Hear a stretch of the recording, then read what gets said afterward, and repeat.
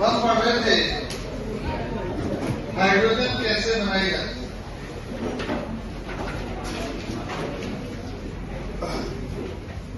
फटाफट hydrogen chapter करते हैं।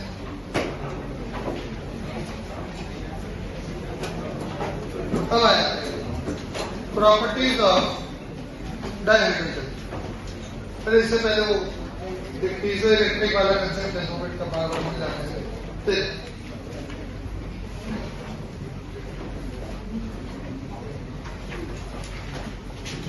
इस वर्ड का मतलब होता है प्रेशर इलेक्ट्रिसिटी। प्रेशर इलेक्ट्रिसिटी,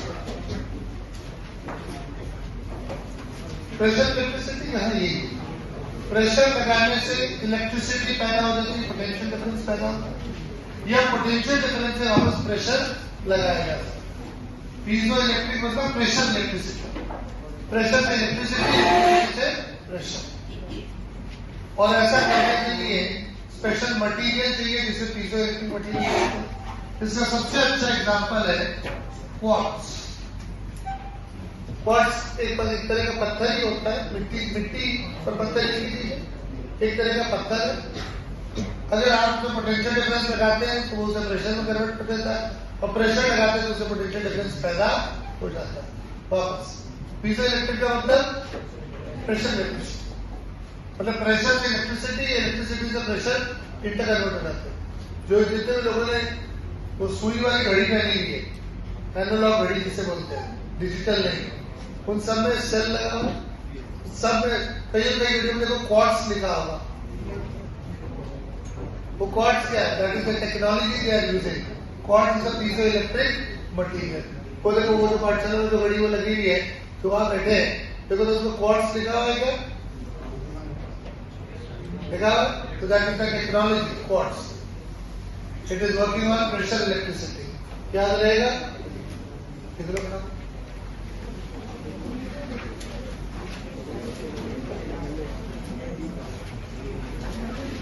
मैं लिखा था पीछे लिखा हुआ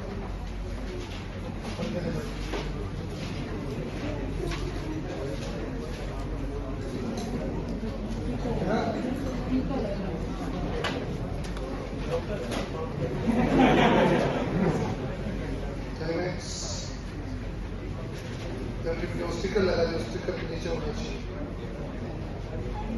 होलोग्राम स्टिकर। तो this is quartz piezo electric.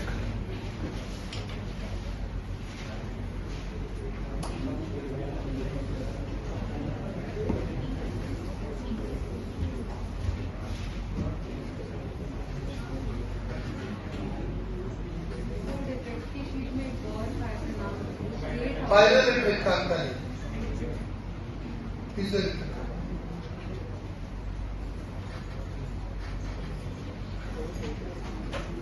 फिर वहां पे फ्रेंकल डिफेक्ट के अंदर एक बात आती है कि फ्रेंकल डिफेक्ट से डाइलेक्ट्रिक कांस्टेंट बढ़ जाता है। उसे याद ही रख लो, उसे रख लो, उसके लॉजिक को मत जाओ। उसके लॉजिक में जाने के लिए आपको आपके जो डाइलेक्ट्रिक कांस्टेंट का जो बेसिक कंसेप्ट है, कोई इंडक्शन होता है, वो फिजिक्स में पढ़ा ना, वो सब भी हमें और क्लियर करना पड़ेगा जितनी जरूरत हमको नहीं। हम रट्टा मार लेंगे कि फ्रेंकल डिफेक्ट से डाइलेक्ट्रिक कांस्टेंट बढ़ता है। केमिस्ट्री पढ़ रहे थे रख लो। चलो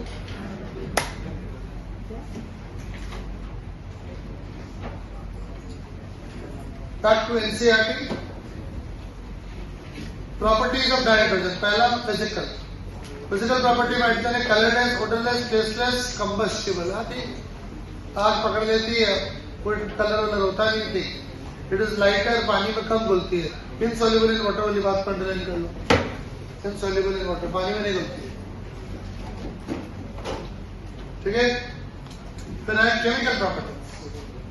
तो बोल रहे थे chemical behaviour of dihydrogen and for that matter any molecule is determined to a large extent by bond dissociation enthalpy। कोई मॉलिक्यूल कितना रिएक्टिव होगा वो डिपेंड करता है कि उसके बॉन्ड्स तोड़ने के लिए कितनी एनर्जी चाहिए। बॉन्ड डिसोसिएशन एनर्जी कितनी है? अगर किसी की बॉन्ड डिसोसिएशन एनर्जी कम है तो उसके बॉन्ड आसानी से टूट जाएंगे और वो रिएक्टिव हो जाएगा। अगर किसी की बॉन्ड एनर्जी ज्यादा है, बॉन्ड डिसोसिएशन एनर्जी ज्यादा है, तो उसके तोड़ने के लिए बहुत एनर्जी चाहिए और बहुत एनर्जी कम मिलती है, बहुत कम लोगों के पास होती है, तो उसकी रिएक्टिविटी अपने आप कम हो जाती है। ये यही तो बोल रहा वापस पढ़ता हूँ। The chemical behaviour of dihydrogen and for that matter any molecule, hydrogen या कोई भी मॉलिक्यूल ले लो, is determined to a large extent, काफी हद तक इस बात पे डिपेंड करती है कि आपकी बॉन्ड डिसोसिएशन एंथैल्पी कितनी है। अगर बॉन्ड डिसोसिएशन एंथैल्पी ज्यादा है, बॉन्ड तोड़ने के लिए ज्यादा एनर्जी चाहिए, तो आपकी रिएक्टिविटी ऑटोमेटिकली कम हो जाएगी। पुराना बॉन्ड तोड़ना है थोड़ी मुश्किल काम हो जाएगी। यस, अब the H bond dissociation enthalpy is the highest for a single bond between two atoms. याद करो, shorter is the bond, stronger is the bond. और HH हाइड्रोजन से छोटा एटम शायद ही कोई मिलेगा, वैसे हीलियम छोटा है, तो बॉन्ड ही नहीं बनाता, तो हाइड्रोजन से छोटा बॉन्ड बनाने वाला कोई नहीं मिलेगा, तो हाइड्रोजन जितना मजबूत बॉन्ड भी कोई नहीं बनाएगा। तो HH bond is the strongest bond. Yes और नो? आया ना? ठीक है, फिर आगे क्या बोलूं? What inferences would you draw from this fact? इस बात से कि ये बॉन्ड बहुत मजबूत है कि इसकी रिएक्टिविटी कम है। क्यों ऐसे पढ़ा? पर जैसे हवा में ऑक्सीजन है और यही हवा में हाइड्रोजन है, तो कोई रिएक्शन नहीं करेगा, पड़ा रहेगा, ठीक है। वो ऑक्सीजन से भी एक तरह से ज्यादा इनर्ट होगा, नाइट्रोजन से भी ज्यादा इनर्ट होगा। बट अगर आपने टेम्परेचर बढ़ा दिया या कोई चिंगारी कहीं से आ गई तो फिर गड़बड़ जाती। It is because of this factor that the dissociation of dihydrogen into its atom is only 0.081%, around 2000 kelvin, 2000 kelvin पे भी 1% तक नहीं टूटा है। 2000 केल्विन बहुत ज्यादा होता है, और उस पर भी 1% H2 भी नहीं टूट पा रहा है। HH बॉन्ड इतना मजबूत है। हाँ, 5000 kelvin which is the temperature of surface of sun, सूरज की सतह का सरफेस है, का टेम्परेचर है, तब जाके 95.5% टूटता है। Also it is relatively inert at room temperature due to high HH bond enthalpy। ये बात समझ में आती है? ठीक है। अब सुनो, thus the atomic hydrogen is produced at a high temperature in an electric arc or under ultraviolet radiation। अब सुनो, इतने इन्होंने गाने गा लिए कि HH बॉन्ड बहुत अच्छा है, HH बॉन्ड तो कुछ ज्यादा ही अच्छा है, तो इसका मतलब उसको तोड़ना बहुत मुश्किल है। अगर आप HH बॉन्ड तोड़ के H और H अलग करना चाहें तो बहुत मुश्किल क्यों है? तो क्या करें? कैसे कर सकते हैं? अपने आप तो नहीं होगा ये। इसके लिए हम क्या करें? अल्ट्रा वायलेट लाइट ले लें। अल्ट्रा वायलेट मतलब फ्रीक्वेंसी कम या फ्रीक्वेंसी ज्यादा? अरे तो आवाज करो, ज्यादा। तो एनर्जी ज्यादा है ना अल्ट्रा वायलेट की, तो उससे ही हो सकता है, नॉर्मल विजिबल लाइट से नहीं होगा, अल्ट्रा वायलेट से हो सकता है। या फिर ये दूसरा वर्ड यूज कर रहे हैं, high temperature in an electric arc. ये क्या? High temperature in an electric arc. तो देखो, आर्क वर्ड आपके सरफेस केमिस्ट्री में आया होगा, ब्रेडिक्स आर्क मेथड, याद आया? कोलॉइड्स कैसे बनाते हैं। आर्क मतलब high temperature, electric arc electricity की मदद से हाई टेम्परेचर पैदा किया जा रहा है, ठीक है। और ये क्या बोल रहे हैं? देखिए,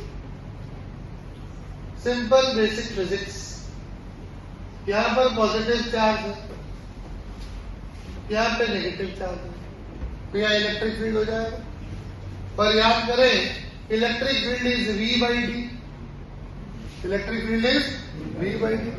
अगर मैं D को कम करता जाऊं तो यह electric field energy density 1/2 epsilon not E square की वैल्यू बढ़ती चली जाएगी।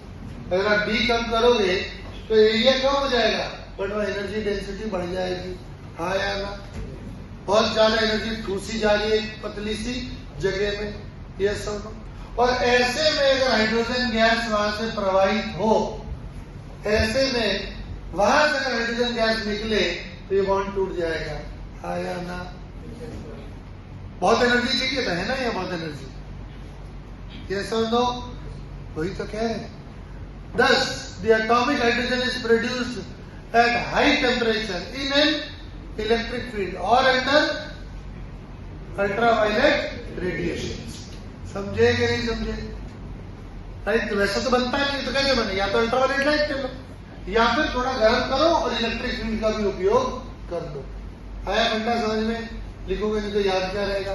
लिखो ढंग से, फिजिक्स के फॉर्मूले भी रिवाइज हो गए।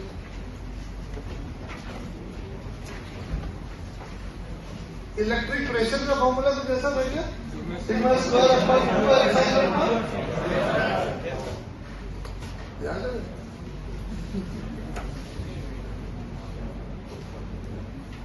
फिजिक्स यूं तो शुरुआत में टफ लगता है, जब 10 से 11 में आते हैं, बट एक बार फील आने लग जाए तो आसान है। केमिस्ट्री में तो रट्टा मारना पड़ता है, फिजिक्स में अगर आप थोड़े से अच्छे क्वेश्चन प्रैक्टिस कर लो तो वो फील आ जाती है।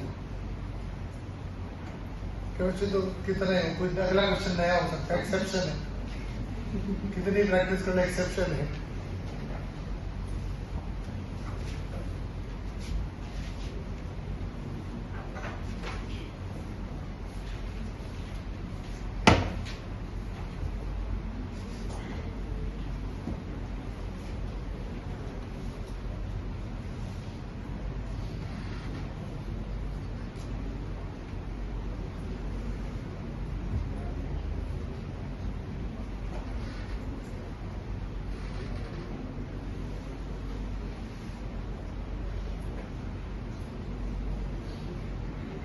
ठीक है, तो याद दिलाओ, एक हॉलो शेल क्यू चार्ज अगर यहां से चलना शुरू करे तो इलेक्ट्रिक पोटेंशियल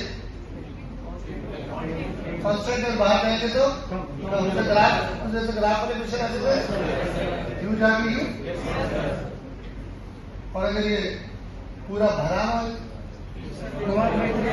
तो यार ऐसे आता था 3/5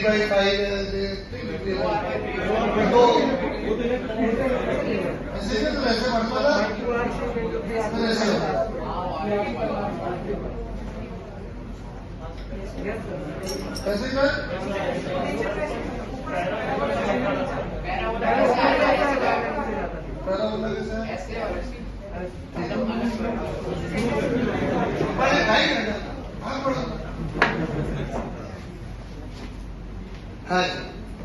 फिर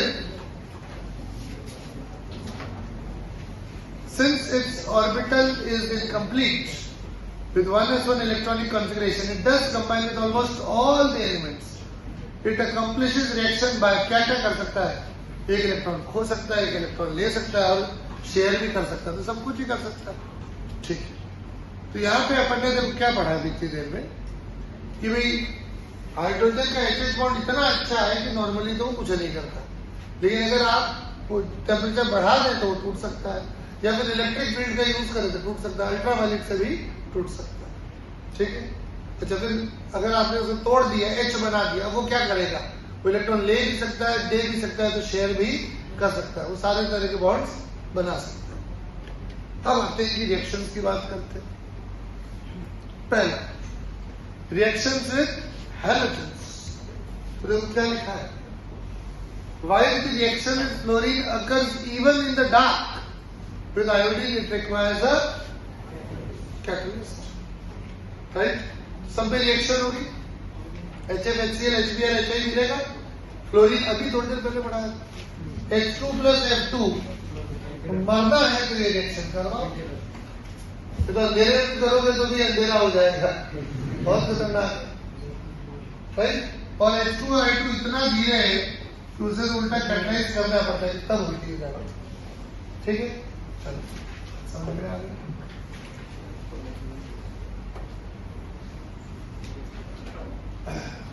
अगली reaction with dinitrogen, sorry oxygen.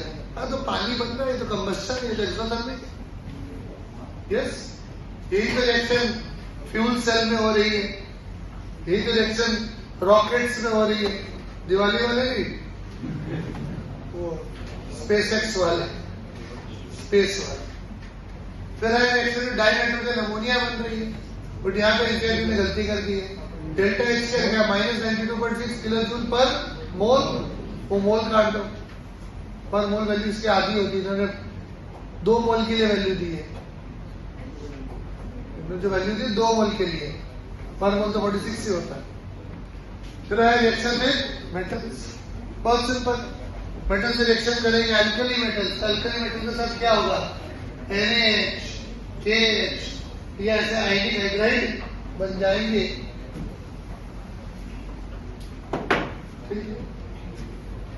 फिर है reaction with metal ions and metal oxides, ये बाकी तो सोच भी लेते, बहुत सिंपल है, metal ions and metal oxides. और इन्होंने साफ लिखा है it reduces some metal ions, सारे नहीं बोले, सम बोले, और मतलब क्लियर करा कौन से, less active than iron, less active than iron, right. अब हम तो रिएक्टिविटी सीरीज जानते ही नहीं है, हम तो जानते हैं इलेक्ट्रोकेमिकल सीरीज, तो आयरन से नीचे वालों को रिड्यूस कर देगा, आयरन को Fe+2 वाले को रिड्यूस नहीं करेगा, Fe+3 को +2 में ले आएगा, Fe+2 को 0 में लेके नहीं जाएगा। ठीक है, मैं समझाता हूं। अगर आपके पास है आयरन के बाद कौन होता है, जानकर फेंके कलम दवा, अगर आप इसमें हाइड्रोजन डाल दें रिडक्शन हो जाएगा। कोई कुबार्ट +2 में हाइड्रोजन डाल दें, कुबार्ट बन जाएगा। निकल +2 में आप हाइड्रोजन डाल दें, निकल आ जाएगा। Ag+ में आप हाइड्रोजन डाल दें, Ag आ जाएगा। Fe+2 और उससे ऊपर वालों में कोई एक्शन नहीं होने वाली, एनसीईआरटी ने साफ बोल दिया। ठीक है, तो हाइड्रोजन रिड्यूसिंग एजेंट तो लिस्ट में आया है, हाइड्रोजन रिड्यूसिंग एजेंट तो लिस्ट में आया कि नहीं आया, ठीक है, थोड़ी दुनिया में सबको रिड्यूस कर देगा, नहीं भाई, लिथियम को तो नहीं कर सकते आप, वो तो इलेक्ट्रॉन देने के बाद वापस लेने में समझता ही नहीं। तो ये एनसीईआरटी ने साफ लिखा है, और अगर ये आपने याद कर लिया तो आप सेफ हो जाओगे, वरना पूछेंगे कुछ रिएक्शन जो होती है बता दो, कुछ नहीं होती उनको भी रिड्यूस करा दो। ठीक है, लिखो ये बात, Fe+2 भी रिड्यूस नहीं होता है, less active than iron, iron इसमें शामिल नहीं है।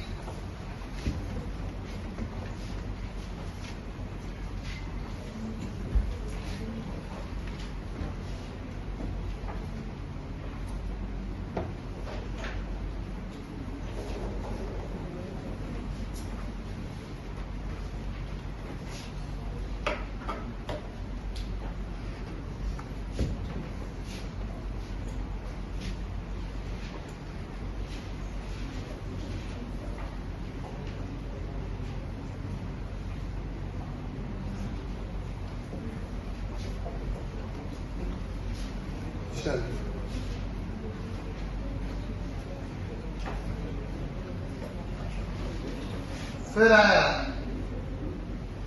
Reactions with organic compounds. देखो ऑर्गेनिक कंपाउंड में पहला point, hydrogenation of vegetable oils using nickel as catalyst gives edible fats. H2PD और H2 निकल वाली रिएक्शन हो रही, याद आया? ठीक है। Second, hydroformylation of olefins, olefins मतलब एल्कीन्स, उससे ये रिएक्शन होती है, तो हमने पढ़ी नहीं आज तक। ऑर्गेनिक कितनी प्रैक्टिस कर ली, नीट वाले क्वेश्चंस भी कर लिए, लेकिन ये तो नहीं आया, रटो इसको, इसकी थोड़ी ट्रिक अभी बता दूंगा, बट रट लेना है, जेई में आया हुआ है बार बार।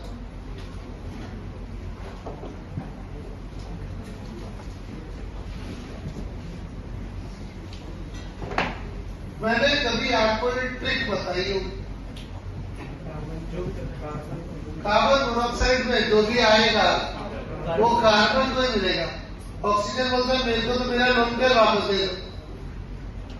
अब अगर आप एल्कीन लेते हैं और उसकी रिएक्शन कराते हैं, तो एक हाइड्रोजन जाएगा इधर, तो बाकी चीज जाएगी इधर, तो उल्टा भी हो सकता है। इन्होंने इधर एल्डिहाइड बनाया तो ठीक है, हाइड्रोजन गया इधर, ये गया इधर, क्योंकि एल्डिहाइड बन रहा है। इसका नाम क्या रखा, नाम नहीं रखा, छोड़ो, नाम दिया ना, हाइड्रोफॉर्माइलेशन, रट्टा मार लो, हाइड्रोफॉर्माइलेशन इस रिएक्शन को बोलते हैं, रट लो। ये पता नहीं नीट में अपन को मिला क्यों नहीं, यही वालों ने कई बार पूछा है।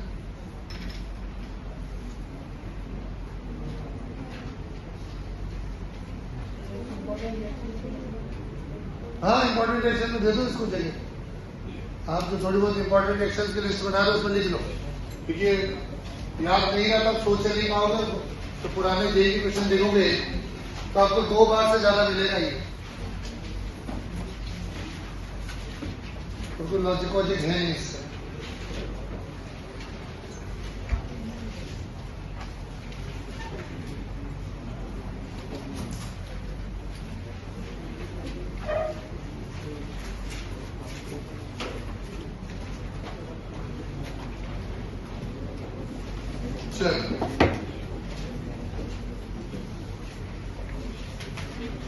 फिर सॉल्व एग्जाम्पल्स में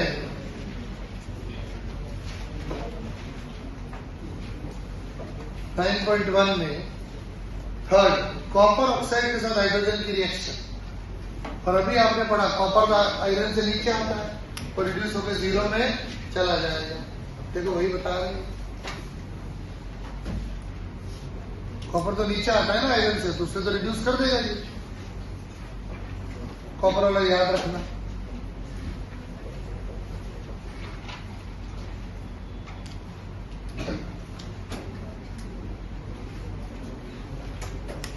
फिर आया हाइड्रोजन की यूजेस। पहला, सिंगल लार्जेस्ट यूज, अमोनिया बनाने में इसका उपयोग होता है। फिर अमोनिया से खूब सारे फर्टिलाइजर बनाए जाते हैं। और भारत तो कृषि प्रधान देश है, आपने सुना होगा, और कृषि के लिए, खेती के लिए चाहिए फर्टिलाइजर, ये बड़ी इंपॉर्टेंट रिएक्शन होगी। तो लार्जेस्ट सिंगल यूजेज अमोनिया बनाई, अमोनिया से नाइट्रिक एसिड अभी बना लेना। दूसरा, डालडा वाल्डा बनाई, वनस्पति घी।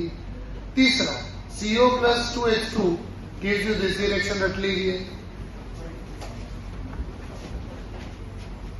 रिएक्शन पढ़ाई है 10th में, आई एम नॉट श्योर, जो भी है रट्टा मार लो, जो भी है। फिर आया इन मेटलर्जिकल प्रोसेस हो गया। फिर अगला पॉइंट है atomic hydrogen and oxy hydrogen torches. मिला ये वाला पॉइंट, काम के इससे पहले कोई काम के नहीं। Atomic hydrogen and oxy hydrogen torches. ये टॉर्च क्या होता है भाई? ये टॉर्चेज से क्या मतलब है? फ्लेम। टॉर्च मतलब फ्लेम, लॉ। टॉर्च मतलब फ्लेम, लॉ।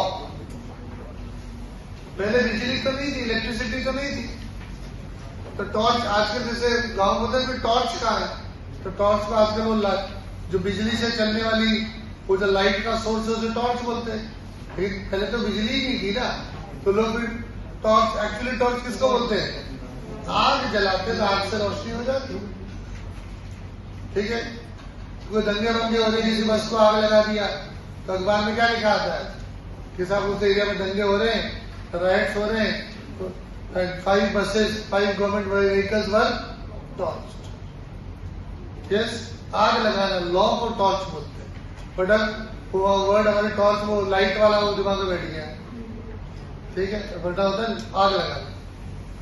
तो atomic hydrogen and oxy hydrogen torches. अगर वेल्डिंग करते हैं तो वेल्डिंग में आग लगानी पड़ती है ना, तो ये वेल्डिंग करने वाली बातें हो रही है। Atomic hydrogen atoms produced by dissociation of dihydrogen with the help of an electric arc are allowed to recombine on the surface to be welded to generate the temperature of कितना 4000 Kelvin। बहुत सारा। अब सुनो 2 minute अपन welding वाली बात देखते हैं, समझते हैं। Everybody pay attention। थक गए सब लोग नहीं? लग रहा है एनर्जी लेवल डाउन हो रहा है। कितने लोगों को ऐसा लग रहा है जैसे मुझे लग रहा है कि थोड़ा सा एनर्जी लेवल डाउन हो रहा है? बस 10% लोग भी नहीं। या इतना एनर्जी लेवल डाउन है कि हाथ कौन खड़ा करेगा? राइट, ऐसा मुझे लग रहा है। लेकिन कोई बात, ये भी गुजर जाएगा। This is also passing sensation. और दोपहर के टाइम में ऐसा होता है, टारगेट वाले बैच को हम पढ़ाते हैं, दोपहर होते होते आलस आता है, सुबह के उठे हुए हो, केमिस्ट्री और पढ़ रहे हो, हालत खराब हो, लेकिन थोड़े दिनों में आदत पड़ जाएगी, राइट? ऐसी क्लासेस कभी कभी लगाएंगे। सुना वेल्डिंग वाली बात, आप लोगों ने वो वेल्डिंग होते हुए देखी होगी, और आगे घर वालों ने कहा वो उधर मत देखो, तो क्यों देखते काम से? अब वेल्डिंग, जो वेल्डिंग के लिए आपके घर वाले कह रहे हैं, बेसिकली वेल्डिंग में क्या होता है, जैसे मान लो दो लोहे के टुकड़े हैं और इनको जोड़ना है, वेल्ड करना है, जोड़ना है। तो एक तरीका तो ये कि ऐसा करो, तो एक बड़े से बर्तन में इन दोनों को रखो, इतना गर्म करो कि दोनों पूरे पिघल जाए, और फिर उनको ठंडा करोगे तो एक पीस हो जाए। पूरे पिघल जाने के बाद तो जब जुड़ेगा, जमेगा तो एक ही जमेगा ना, बट इसे पूरे को पिघालने के लिए जो ऊष्मा चाहिए, हीट चाहिए, तो गैस तुम्हारी खर्च हो रही, लकड़ी तुम्हारी खर्च हो रही, पैसा तुम्हारे में। तो ये कर सकते हैं, बट कोई करता नहीं। वेल्डिंग में पूरे को गर्म नहीं करते, लोकलाइज्ड हीटिंग करनी होती है। रेजोनेंस में क्या होता था? डीलोकलाइज्ड, फैलाओ। अब मैं क्या बोल रहा हूँ? लोकलाइज्ड। क्योंकि पूरे को गर्म नहीं करना है, पूरे को हीट नहीं देनी है, लोकलाइज्ड हीटिंग करनी है कि इस वाले एरिया को गर्म करो, कलर चेंज कर दो, इसे इतने एरिया को गर्म करना है, पूरे को नहीं करना है, और इतना गर्म करना है कि ये पिघलने लग जाए। और इस गैप को भरने के लिए कुछ पिघला हुआ मटेरियल और डाल दें, ये खुद भी पिघल रहे और कुछ पिघली हुई चीज में और गिरा दें, और फिर जब भी ठंडा होगा तो सारा जुड़ के एक हो जाएगा। इतनी हीट पैदा करो कि ये दोनों एंड्स पिघलने लग जाए, और इतने हाई टेम्परेचर में कोई पिघली भी, जैसे लोहा ही है तो पिघला हुआ लोहा और डाल दो इसमें, तो पिघला हुआ लोहा, इधर वाला लोहा भी पिघल रहा है, इधर वाला लोहा भी पिघल रहा है, तो सब ऑलमोस्ट लिक्विड हो गया उस एरिया में, और ठंडा होगा तो बंद हो जाएगा। यही होती है वेल्डिंग। रेलवे की पटरी की वेल्डिंग कर रहे हैं तो पूरी पटरी थोड़ी गर्म करते हैं, लोकलाइज हीटिंग करते हैं। अब लोकलाइज हीटिंग करो कैसा? आग लगाओगे तो हीट तो फैलेगी ना, राइट? और वहीं पे फिर वेल्डिंग के अलग अलग टेक्निक्स। एक टेक्निक जो जिसके लिए हम घर वाले कहते हैं मत देखो मत देखो, वो इलेक्ट्रिकल वेल्डिंग है। अगर तुमने देखा होगा तो तुम्हारे घर पे आगे कोई वेल्डिंग कर रहे हैं तो वो एक स्टेप अप ट्रांसफार्मर भी लेके आते हैं, वो एक स्टेप अप ट्रांसफार्मर लेके है, transformer step up step down, तो वो स्टेप अपने घर में 220 वोल्ट आता है, उसके लिए ज्यादा चाहिए तो वो स्टेप अप कर, तो ज्यादा क्या करेंगे तो सुनना पड़ता है। किसी लोगों ने कभी वेल्डिंग करी है? जस्ट इनकेस अगर करी है तो कोई बता। Nobody tried welding? मैंने करी। वेल्डिंग में वो एक फुलझड़ी जैसी एक रॉड होती है, वो एक्चुअली फुलझड़ी जैसी ही होती है। जैसे फुलझड़ी के अंदर एक तार होता है मेटल का जो बहुत गर्म हो जाता है, तो आपने देखा, वैसे ही उसके अंदर भी तार की है, थोड़ी पतली सी रॉड है, और उसके ऊपर फुलझड़ी वाला पेस्ट है। फुलझड़ी में जो बारूद होता है वही उसके ऊपर। तो अच्छा ये क्या क्यों क्या क्या क्या यूज है इसका? पहले तो फिजिक्स यूज करते हैं, E बराबर V बराबर, तो V मान लीजिए वैसे आ रहा था 220 वोल्ट, स्टेप अप करके कर दिया इन्होंने 440 वोल्ट, ठीक है। अब आपके हाथ में जो है वो तो 440 वोल्ट पे, पर जिसको वेल्डिंग करनी है तो जो ये तो है प्लस, और ये माइनस है, ग्राउंड जो है वो उसी को जोड़े, वो जीरो पे, ये 440 वोल्ट वो 0 वोल्ट। तो जैसे भी इनको पास में लाऊंगा तो वहां पोटेंशियल इलेक्ट्रिक फील्ड बढ़ेगा, देखना क्या होगा। जैसे ही मैं उसको पास में ले जाऊंगा, जैसे ही आपको ये गैप दिख रहा है, ये कोई गैप दिख रहा है आपको? कितने दिख रहा है?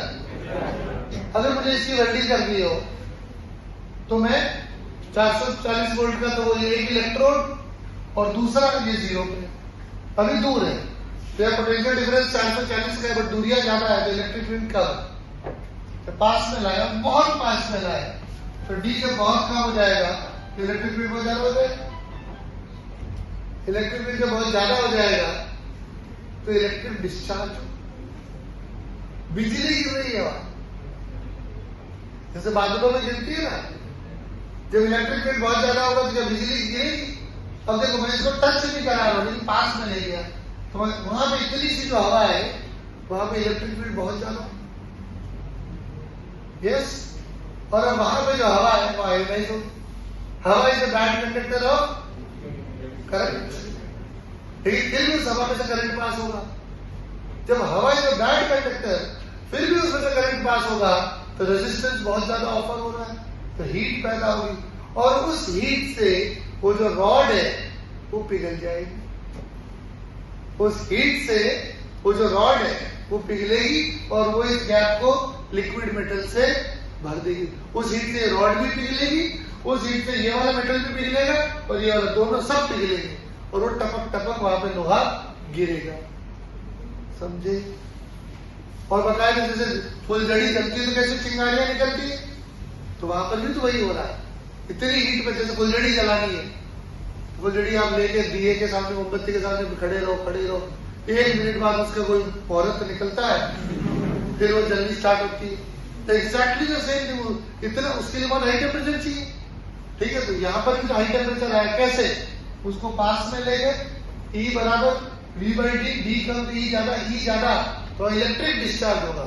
हवा इतना विरोध करेगी, हवा गर्म हो जाएगी, हवा गर्म हो जाएगी तो फुलझड़ी जल जाएगी और इतनी गर्म होगी कि वो टपकेगा फिर लोहा। फुलझड़ी में तो जो तार होता है वो सॉफ्ट पड़ जाता है, पिघलता नहीं है, लाल हो जाता है, पिघलता नहीं है, बट वो इतना गर्म होगा कि वो टपक जाएगा, वो टपकेगा, ये गैप भी बन जाएगा, साइड वाले भी गर्म हो जाएंगे और फिर वो ठंडा होगा तो अपने वन पीस हो जाएगा। समझे कि नहीं समझे? This is the basic idea of any welding, चाहे गैस वेल्डिंग हो, चाहे इलेक्ट्रिक वेल्डिंग हो, चाहे कोई वेल्डिंग हो, वेल्डिंग में लोकलाइज हीटिंग पैदा होती है। यस और नो, फंडा समझ में आया? स्टेप अप ट्रांसफॉर्मर का रोल समझ में आया? अच्छा, अब ये तो हुई थियोरेटिकल बात है। अगर प्रैक्टिकली आप करो जैसे मैंने किया तो उससे बड़े बच्चों आपको एक दूरी मेंटेन करनी होगी। इलेक्ट्रोड इज टू फार तो यहाँ पे पोटेंशियल इलेक्ट्रिक फील्ड बहुत कम है, कुछ भी नहीं हो रहा, पास में ले जाना है, बट एक गैप मेंटेन करना जरूरी है। अगर आपने उसको चिपका दिया, अगर वो बहुत पास में चला जाएगा तो चिपक जाता है और लिटरली चिपक जाता है। और सोचो वो रॉड है और अब वो डायरेक्ट जो सर्किट है, क्या कहते हैं ना, शॉर्ट सर्किट हो गया, ठीक है। रेजिस्टेंस तो रहा है, वो रॉड किसकी बनी है, उसके अंदर तो तार है मेटल वाला, और ये भी मेटल है, प्लास्टिक में तो वेल्डिंग होती नहीं है। तो ये 440 वोल्ट, ये 0 वोल्ट, और आपने किससे जोड़ दिया, एक मेटल वायर से। रेजिस्टेंस तो कोई ऑफर ही नहीं कर रहा, यस और नो। बोले तो इससे क्या होगा, इससे सबसे पहले तो शॉर्ट सर्किट होगा, ठीक है। जैसे आप ज्यादा पास में ले जाएंगे वो चिपक जाता है, और चिपक जाता है लिटरली चिपक जाता है। उसको बहुत जोर लगा के आपको अलग करना पड़ेगा, झटका देकर अलग करना पड़ेगा। वो नहीं किया तो विदिन 2 सेकेंड आपकी जो मेन सप्लाई है वो उड़ जाएगी, मशीन बोल जाएगी, क्योंकि इतना करंट उसमें से आ रहा है तो वो तो उसका जो फ्यूज है उड़ जाएगा, यस और नो। और आजकल फ्यूज वाले सिस्टम नहीं है, पता है आपको? पहले घरों में फ्यूज होता था, आजकल इलेक्ट्रॉनिक सिस्टम आ गया। फ्यूज तक एक तार होता था, 2 मिनट में सही हो जाएगा, पर 10 पैसे में सही हो जाएगा। आजकल तो इलेक्ट्रॉनिक सिस्टम है, वो एमसीबी है, वो जल जाएगी, लाओ 2000 रुपए खर्च करो, फिर बात आग वाग भी लग जाती है बहुत ज्यादा, राइट। इसलिए हम जब भी जांच किया तो ये होता कि क्या हो गया, तो तुरंत आसपास से जिसको आता था वो आके उसको खींचा। हमें तो डर था, छोड़ देते क्या है, चिपक गया,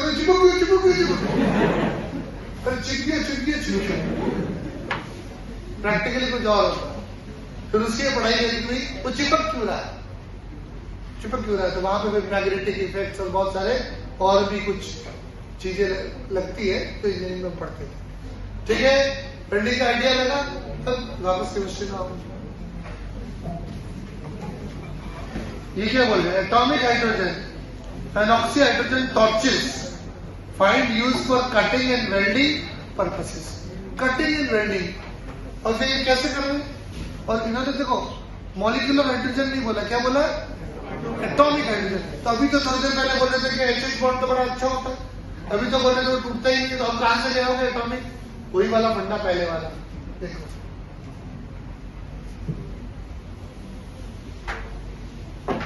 पैरेलल प्लेट कैपेसिटर बनाएंगे, इसमें से हाइड्रोजन गैस पास करेंगे, इधर से आ रहा है H2, लेकिन इधर क्या निकलेगा?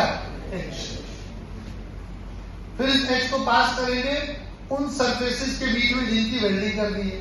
जैसे तुम्हें ये दो बड़े बड़े पिलर्स, बहुत बड़े बड़े पिलर्स है, और इनको तुम्हें वेल्ड करना है, तो ऐसा करो,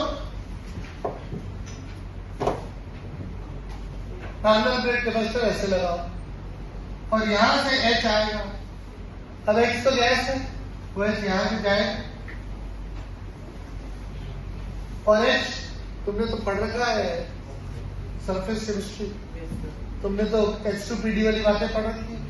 ये हाइड्रोजन जो है H यहाँ पे एब्जॉर्ब हो जाएगा, जो एब्जॉर्ब होते हैं एब्जॉर्प्शन इज एक्सोथर्मल, उससे थोड़ी एनर्जी रिलीज होगी। और अब ये H और H जो हमने तोड़ के अलग किया है ना, H2 को तोड़ के हमने H और H को अलग किया, ये वापस यहाँ पे रिकम्बाइन होने लगेंगे। जब रिकम्बाइन होंगे तो बहुत एनर्जी देंगे, बहुत एनर्जी देंगे तो ये सारा लोहा जो है ये पिघल जाएगा और हाइड्रोजन तो बाहर हो जाएगी। लेकिन हीट तो यही थोड़ी तुमने, जब तुम जुड़े भाग गए, जुड़े तो यहीं पे, यहीं पे, यहीं पे, यहीं पे, तो उससे जो एनर्जी रिलीज होगी वो तो एनर्जी तो यही है ना। हाइड्रोजन भले भागते हैं, हीट तो यहीं पर, ठीक है, नीचे आनी पड़ती। क्या बोलते हैं? एटॉमिक हाइड्रोजन एटम्स कैसे बनाए? Produce by dissociation of hydrogen atom with the help of an electric arc, allowed to recombine, क्या वर्ड है? Recombine on the surface to be welded. They are allowed to recombine.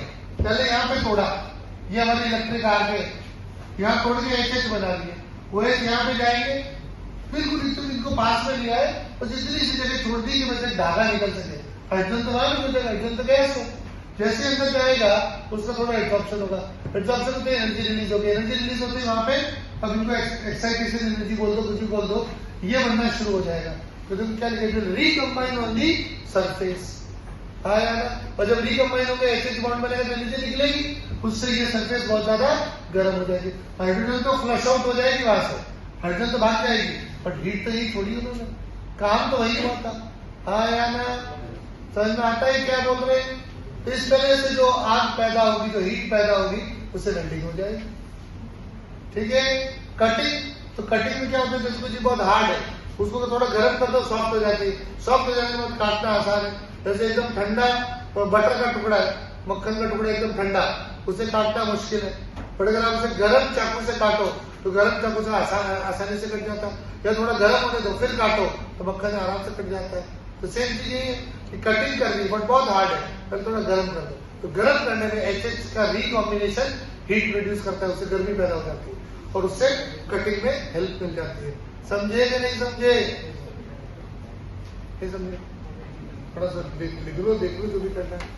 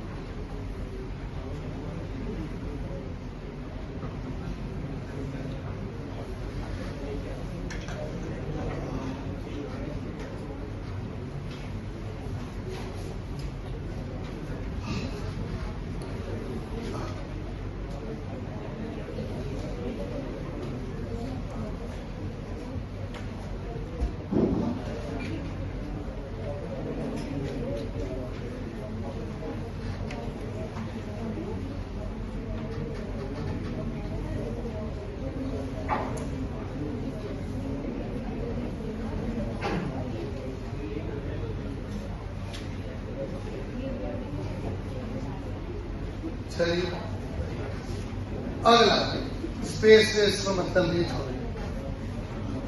Next topic hydrides. ये hydride topic आप देखो लगभग 2 page का है, 2 page भी पूरा नहीं है, लगभग 2 पेज का है, बट इसमें से बहुत ज्यादा क्वेश्चंस आए, इसलिए इसको करते हैं फटाफट। हाइड्राइड का मतलब क्या है? वैसे तो हाइड्राइड होता है H-, बट यहां पर उसका दूसरा मतलब भी चलता है कि हाइड्राइड के लिए क्या बोल रहे हैं? Binary compound of hydrogen with almost all elements. यहाँ पे दूसरा मतलब हाइड्राइड मतलब H- नहीं है, यहाँ पे हाइड्राइड से दूसरा मतलब है कि hydrogen and any other element. तो इसके हिसाब से पानी भी हाइड्राइड है, जबकि H+ है। इनके हिसाब से अमोनिया भी हाइड्रेट है, मीथेन भी हाइड्रेट है, इथेन भी हाइड्रेट है और NaH भी हाइड्रेट है। ये सब हाइड्रेट है इनके साथ। अब हाइड्रेट कितने तरीके के? पहला आयनिक और सेलाइन और सॉल्ट लाइक, दूसरा कोवेलेंट या मॉलिक्यूलर, तीसरा मेटालिक या नॉन स्टोइकियोमेट्रिक। पहला पढ़ते हैं आयनिक और सेलाइन। These are stoichiometric compounds of dihydrogen formed with most of the S block elements. However, significant covalent character is found in the lighter metal hydrides वगैरह वगैरह। और बात हाइड्रेट पढ़ेंगे, फिर आपको ब्रेक देंगे, हिस्ट्री में भी ऐसा शाम को ही मिलेंगे, कुछ लोग आइसक्रीम खा के चले जाएंगे।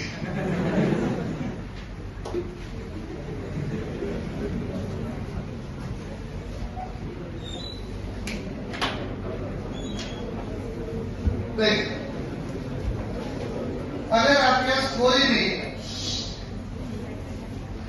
एल्कली मेटल्स या एल्कलाइन अर्थ मेटल्स,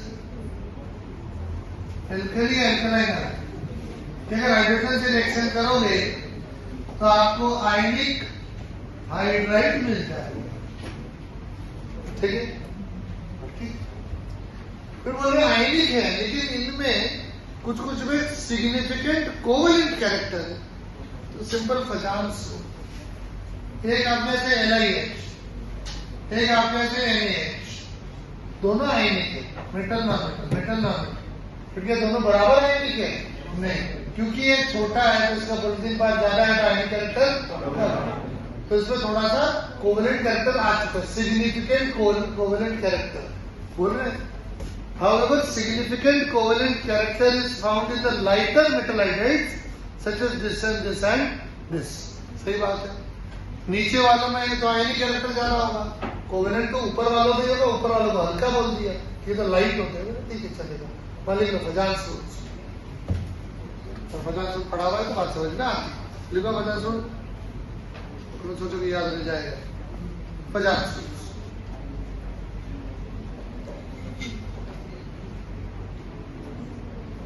और फिर इन्होंने बम फोड़ दिया। In fact BeH2 and NgH2 are polymeric in structure.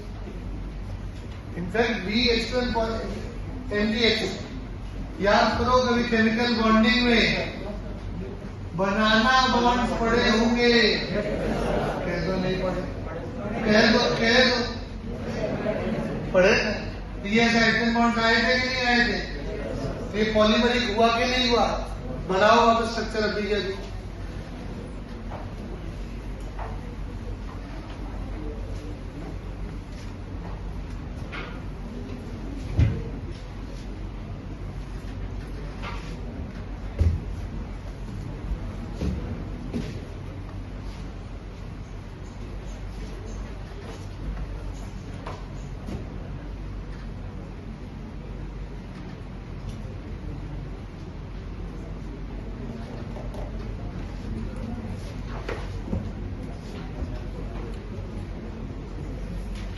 ये बम फोड़ दिया है इन्होंने, जिस बेचारे बच्चे ने नहीं पढ़ा ढंग से, वो तो BeH2 को आयनिक मानता है, बट BeH2 का स्ट्रक्चर तो अजीब सही है।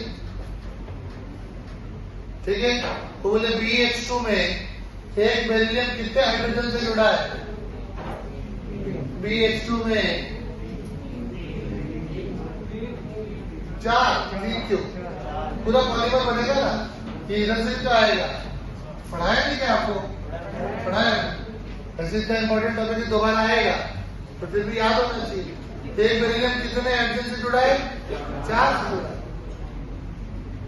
राइट। और ये पूछ लेंगे इसका हाइब्रिडाइजेशन बताओ, तो सीबीएसई के बच्चे बोलेंगे एसपी है, जिससे पढ़ाई बोलेंगे sp3 है, ये 4 से जुड़ा हुआ है, 2 से नहीं। तो लोग बोलेंगे अरे क्वेश्चन में तो BH2 बोला है, तो 2 ही हाइड्रोजन है क्या, इसीलिए पूछा है। जिससे पढ़ाई नहीं उसको 4 दिख रहे, इससे नहीं पढ़ा वो 2 में राजी है, ठीक है। चलो, और इससे ज्यादा बड़ा धमाका जो अभी तक किया नहीं है लेकिन छुपाया हुआ है, ये लैंड माइन है, MgH2। कितने बोला ना, BH2 और MgH2 आर पॉलीमरिक। तो BH2 का स्ट्रक्चर तो एनसीईआरटी में थोड़ा आगे मिल जाएगा, थोड़ा बहुत बनाना बाउंड तो दे रखा है एनसीईआरटी में पी ब्लॉक में, बट MgH2 का स्ट्रक्चर और गंदा है। MgH2 का स्ट्रक्चर होता है, MgH2 has a rutile structure. कुछ बच्चों को पढ़ाया है, कुछ बच्चों को नहीं पढ़ाया है। क्या आ रहा है किसी को रूटाइल स्ट्रक्चर? हाँ, सॉलिड स्टेट में लास्ट में, और उसका एग्जाम्पल दिए है, तो कॉपी देख लीजिए, मैं अभी तुम्हें इनाम देने वाला था। क्या तो TiO2 याद भी है इसको, थोड़ा लेट हो गए। TiO2 का स्ट्रक्चर ऐसा बताया था, ऑक्साइड जो है वो HCP लैटिस बनाता है, और टाइटेनियम +2 उसके ऑल्टरनेट ऑक्टाहेड्रल वॉइड में जाता है। अब MgH2 भी ऐसा ही है, जो H- क्या बनाता है, HCP लैटिस, और Mg+2 क्या जाता है, ऑल्टरनेट ऑक्टाहेड्रल वॉइड। अभी तक पूछा नहीं है, लेकिन ये लैंड माइन है, जिस दिन इस पांव पड़ेगा लोग मरेंगे। तो ये पूछा, लेकिन MgH2 में सुनना बहुत बड़ी प्यारा सवाल है, MgH2 में Mg का कोऑर्डिनेशन नंबर क्या है? तो सोचो जिससे सॉलिड स्टेट नहीं पढ़ा, ये नहीं पढ़ा, लेकिन MgH2 का कोऑर्डिनेशन नंबर 2 है। बोले BH2 में कितना है, कि BH2 में बेरिलियम कोऑर्डिनेशन नंबर भी 2 है, बट BH2 में कोऑर्डिनेशन नंबर क्या है बेरिलियम का, 4। पर MgH2 कौन से वॉइड में जा रहा है, Mg ऑक्टेट वॉइड कितने लोगों ने बनाया, 6, और तुम उसके बीच में जाके बैठ गए, तो वही 6 तुम्हारे पड़ोसी है। तो Mg का कोऑर्डिनेशन नंबर 6, समझे। लेकिन ये T है, ये रूटाइल स्ट्रक्चर अपने आप में बहुत बड़ा हो गया, या तो उसे एक्सप्लेन करे कि रूटाइल ऐसा होता है, फिर उसका सवाल में कुछ बचेगा नहीं। हाँ, ऐसा ही पूछ लेंगे सिंपल, ट्रू एंड फॉल्स।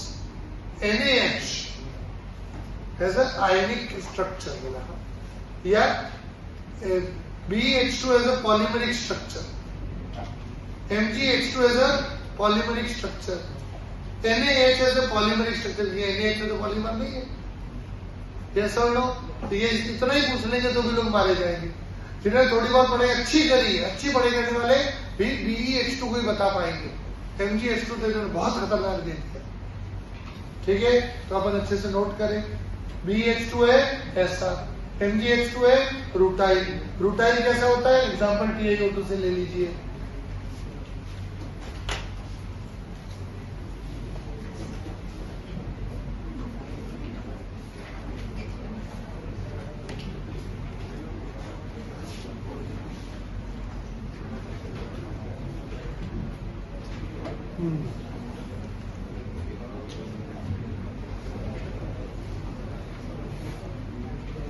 पिछले साल किसी ने स्कूल में तो नहीं पूछा तुमसे, नहीं पूछा, इसीलिए नहीं पढ़ा।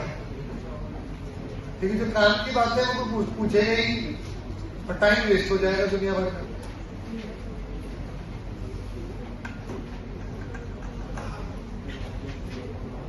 चलिए,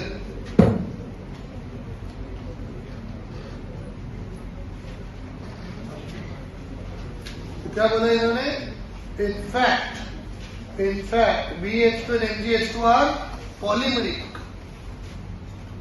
Next, the ionic hydrides। अब अगर आपने आयनिक बोल दिया है तो क्रिस्टलाइन बोलने की जरूरत नहीं थी, नॉन वोलेटाइल बोलने की और non conducting in solid state बोलने की जरूरत नहीं थी, वो तो आयनिक है तो अंडरस्टूड है। However, their melts, मतलब molten solutions, however their melts conduct electricity and on electrolysis liberate dihydrogen gas at anode, which confirms the existence of H minus. समझे?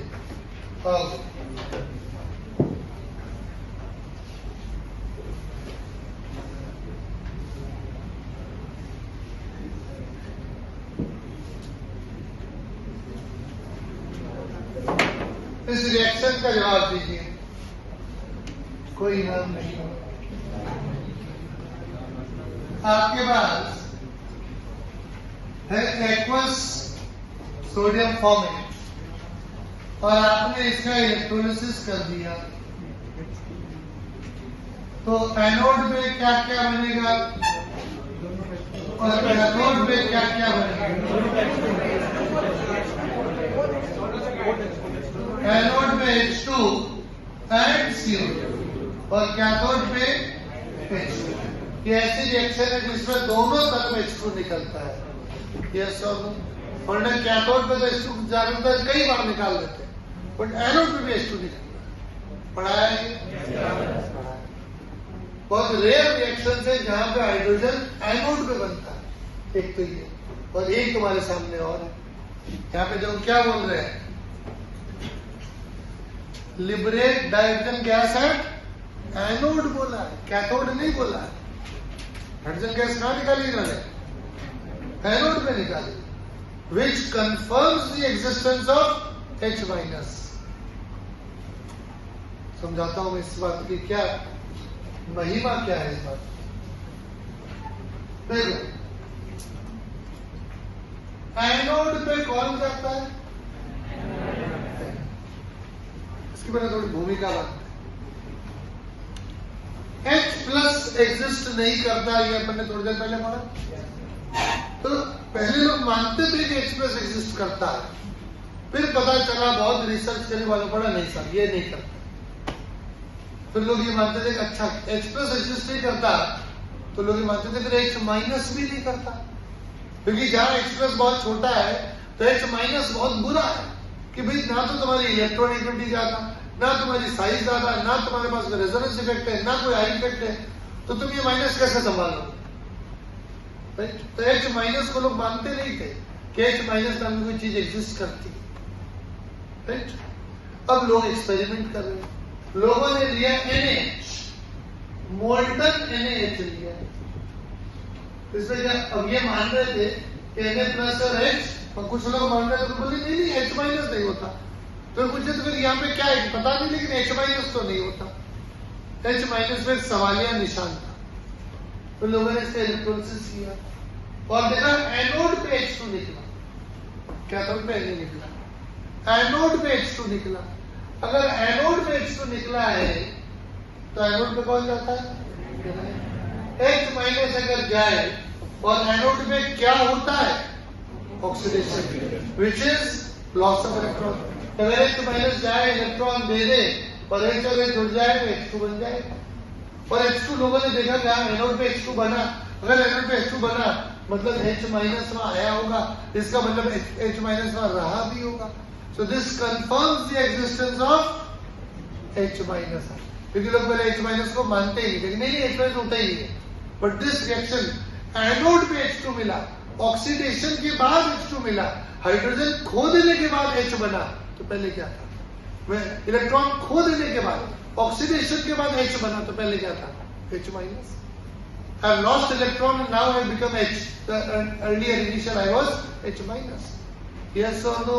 So this confirms the existence of H minus. समझे ये बात के नहीं? ठीक है? तो इनको पूछे कि H minus एग्जिस्ट करता है, क्या प्रूफ है? कि इलेक्ट्रोलिसिस से प्रूफ आता है उसका। ओके, वापस पूरी बात सुन। फिर सॉलिड है, आयनिक सॉलिड है, तो नॉर्मली सॉलिड स्टेट में तो कंडक्ट नहीं करेगा। हाँ, अगर मोल्टन है तो कर लेगा। मोल्टन सोल्यूशन के इलेक्ट्रोलिसिस करा तो देखा हाइड्रोजन मिला कहां पे? एनोड में, which confirms the existence of H minus की ऐसी कोई चीज है दुनिया में। ठीक है? तो बोले अगर मैं एक्वस सोल्यूशन का इलेक्ट्रोलिसिस करूं तो मर जाओगे। तो मोल्टन सोल्यूशन का तो कर लिया, बोले एक्वस सोल्यूशन करे तो जैसे इसको डालोगे इक्वेशन से वैसे दबाव हो जाएगा, यस और नो, और वही नीचे लिखा हुआ है देख लो, saline hydride react violently with water producing dihydrogen gas. याद आई रिएक्शन, H माइनस पानी से झपट लेगा H प्लस, क्या बनेगा H2, दुनिया भर की हीट और काम भी तुरंत हो जाएगा, तो तुरंत कल्याण हो जाएगा, वो माया से मुक्त हो जाओगे। समझे? तो सॉलिड स्टेट में इलेक्ट्रोलिसिस होता नहीं, मोल्टन वाला हो गया, उसकी क्या क्या महत्व है, क्या हाइड्रोजन बन रहा है एनोड में, और ऐसा एक बार और है अपने कोर्स में। अगर कोई बोले हाइड्रोजन बन रहा है एनोड में, इन दो में से ही कोई होगा, अपने कोर्स में तीसरा नहीं आने वाला, ठीक है। तो अगर सॉलिड है तो इलेक्ट्रोलिसिस नहीं होगा, मोल्टन पढ़ लिया, एक्वस करना नहीं है। हाँ यार, ये दोनों रिएक्शन समझ में आ रही है कि नहीं आ रही है? आ रही है कि नहीं आ रही है? लिखो फटाफट।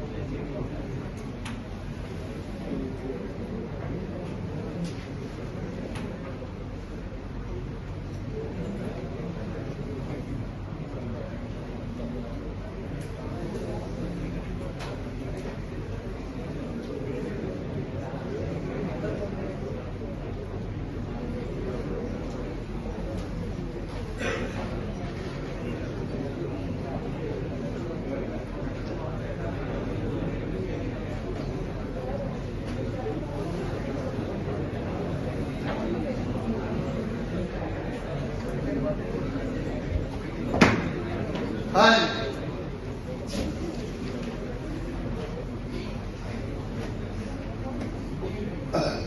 दो मिनट पर बैटरी बिल्कुल डिस्चार्ज, लाल वाली जोन में आ गई, ठीक। मुझे ऐसा क्यों लग रहा है, एक जन निडाल है।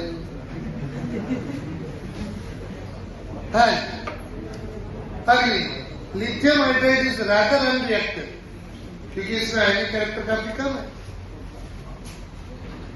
इट इज देयरफॉर, क्योंकि रिएक्टिविटी कम है तो कंट्रोल कर सकते हैं। It is therefore used in the synthesis of other useful hydrides, for example this.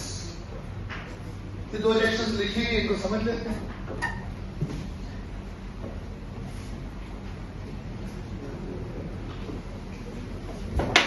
और क्या है वो रिएक्शंस? AlCl स्पेशल AlCl3 और इसकी रिएक्शन कराई LiH। LiH क्या देगा? H माइनस, जो अटैक करेगी किसको बाहर निकाल देगा? Cl माइनस, तो क्या बनेगा? AlH3। इसमें एक और H माइनस का अटैक हो जाए, क्या बन जाएगा? AlH4 minus. चार्ज बैलेंस करने के लिए ऐसे लिख देंगे इसको, ऑर्डिनेशन कंपाउंड है। लिथियम आयन हाइड्राइड कैसे बनता है, और ये बहुत इंपॉर्टेंट कंपाउंड है, हेंस ये रिएक्शन बहुत इंपॉर्टेंट है। मैंने यही बोला, it is therefore used in synthesis of other useful hydrides, ठीक है। पहले H कैसे बनता है ये आपने पढ़ लिया, लिख लो फटाफट, समझ में आ गया आपको।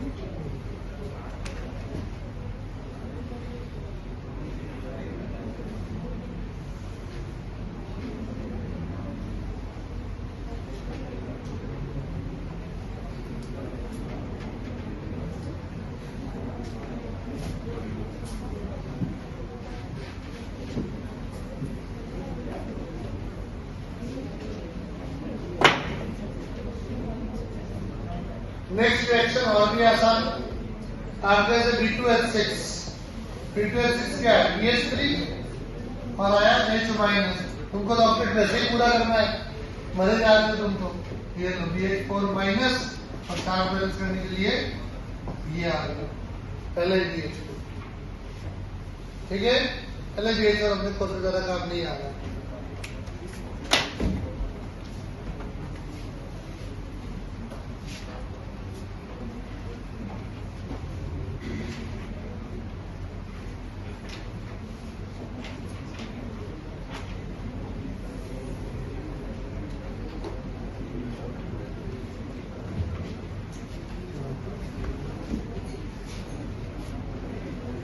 Then कोवेलेंट और मॉलिक्यूलर हाइड्रेट, इसमें बहुत सारी लाइनें लिखी है, बट ये 2 मिनट के अंदर हो जाती है सारी लाइन। देखो ये कोवेलेंट है कि नहीं है, non metal non metal, covalent, पानी थोड़ा पोलर है बट आयनिक थोड़ी, कोवेलेंट की। अमोनिया थोड़ा पोलर है लेकिन है तो कोवेलेंट, राइट। अच्छा, अब इसके अंदर भी मैंने बोला electron precise, electron deficient and electron rich. तो जिनके पास लोन पेयर्स हैं वो तो इलेक्ट्रॉन के मामले में रिच है, जिनके पास ऑक्टेट पूरा है, ना कम है ना ज्यादा है, इलेक्ट्रॉन प्रिसाइज है। और अगर ऐसा ले लें BH3 तो इसमें ऑक्टेट अधूरा है ना बोरॉन का, तो ये इलेक्ट्रॉन डेफिशिएंट है। समझ में आया? फिर क्या इसमें हाइड्रोजन बॉन्डिंग है पानी में, क्या अमोनिया में हाइड्रोजन बॉन्डिंग होती है? हाइड्रोजन बॉन्डिंग क्या होती है, जब जुड़ता है FO पीरियोडिक टेबल का पीरियड नंबर, ये फैमिली नंबर क्या है, 17, 16 एंड 15। वही बातें आपको यहाँ लिखी मिलेगी कि अगर हाइड्रोजन इनसे जुड़ा हो तो हाइड्रोजन बॉन्डिंग कर देता, आपको पता है, ये पूरा में यही लिखा हुआ है, ठीक है। इनके पास लोन पेयर है तो लुईस बेस, लोन पेयर है तो लुईस बेस, और एम्प्टी ऑर्बिटल है तो ऑक्टेट अधूरा है तो लुईस एसिड। बस इतना ही लिखा है, और थोड़ा लिख लो आप।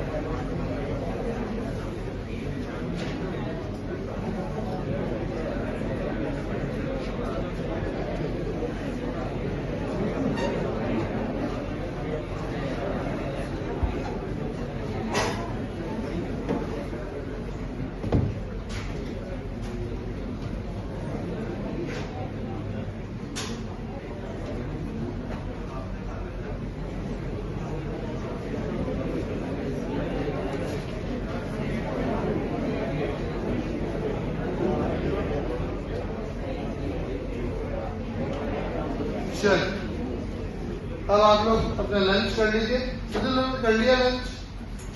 कुछ होगा। कितने लोग हम करेंगे? कुछ लोग करेंगे ही नहीं। कितने लोग जो टिफिन लाए ही नहीं है, तो तुम क्या करोगे? कल लंच ही नहीं करोगे? घर से तो सुबह 7:30 बजे खा के आए हो क्या? अच्छा, कॉफी वॉफी, हाँ देखा कोई बच्चे स्विगी करते रहते हैं। अच्छा, लेके आए हो? कुछ देखा मैंने बच्चे, सर कितने टाइम का ब्रेक होगा? Sir I am query sir, क्या सर कितना टाइम लगेगा? क्यों? No sir, just like that, just like that. फिर थोड़ी देर में मालूम पड़ता है वो पूछ रहा है, वहाँ स्विगी वाले का वेट कर रहा है, तो चलो सर फिर सबमिट कमेंट कौन आ रहा है, तो मालूम स्विगी वाला आया। चलो तो थोड़ा ब्रेक लेते हैं, खाना वाना खाइए, मैं भी थोड़ी देर रेस्ट करूंगा, पढ़ाइए।